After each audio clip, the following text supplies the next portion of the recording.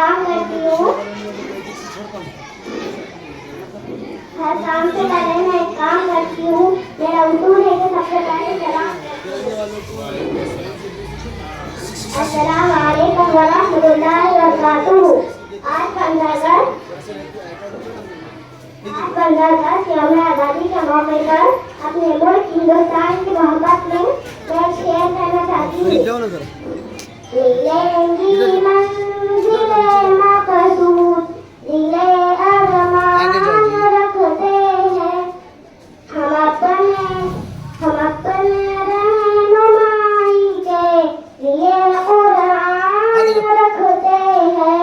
हम अपने रहनुमाई के लिए कुरान रखते हैं। वफादारी वतन से है, यही इस्लाम